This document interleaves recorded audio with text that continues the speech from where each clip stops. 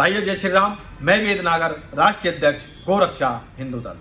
जैसा कि आपको पता है कि कश्मीर के अंदर जिस तरीके से हमारे राष्ट्रीय चिन्ह अशोक चिन्ह के साथ हमारे राष्ट्र की धरोहर उसको कुछ जिहादी तालिबानी मानसिकता के उन आतंकवादियों ने अपने पत्थरों से जिस तरीके से उसको तोड़ा है, अगर उस वीडियो को आप देखोगे तो ऐसा लगेगा कि हम कश्मीर में नहीं, हम पाकिस्तान के अंदर रह रहे हैं और कश्मीर भारत का अंग नहीं है।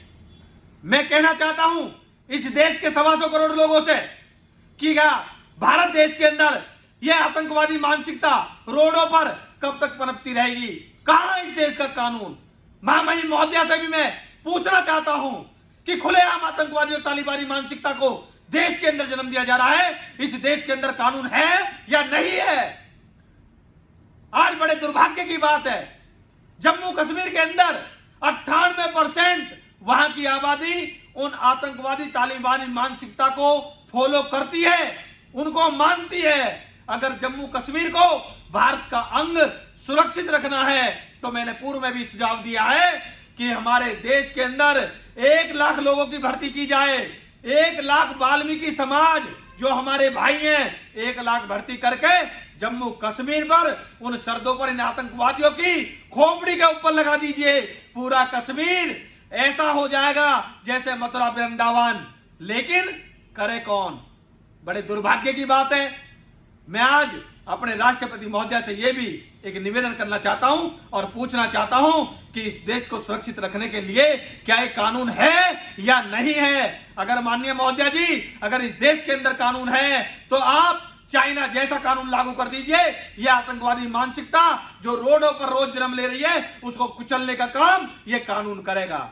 अगर इसी तरीके से ये लोग पनपते रहे तो आने वाले 1 दशक के अंदर गुलाम हो जाओगे और नक्शे में ढूंढना पड़ेगा कि सनातन धर्म के लोग कहां रहते हैं और भारत देश कहां पर रहता है, क्योंकि यह आतंकवादी मानसिकता रोज पनप रही है। और इस आतंकवादी मानसिकता से जो इस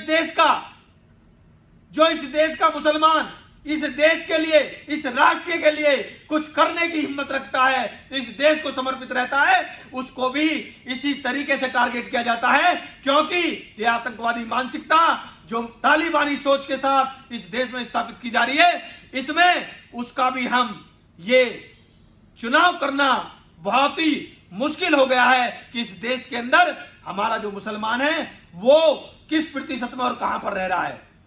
इसलिए आज मैं ज्यादा कुछ ना कहते हुए अपने देश के माननीय प्रधानमंत्री जी, अपने देश के राष्ट्रपति महोदया से और अपने देश के गृह मंत्री जी से यह निवेदन करना चाहता हूं कि कश्मीर पर चिंतन करिए। अगर ये तालिबानी सोच, ये मानसिकता, ये आतंकवादी ऐसी पनपते रहे तो ये देश नक्शे में ढूंढना पड़ेगा। इसलिए सभी लोग जागरूक हों और इन लोगों का मुंह तोड़ जवाब देने के लिए एकजुट हों और गर्व से कहें भारत माता की जय। ये भारत देश हमारा है, ये किसी के बाप का नहीं है। अगर इसमें इस तरीके की अगर सोचों को पनपने की कोशिश भी की तो उनकी भाषा में समझाने का काम करेंगे। पत्थर का जवाब गोली से दिया जाएगा। इसी के साथ भारत माता की जय, वंदे मातरम, जय जय श्री राम, जय गौ माता की।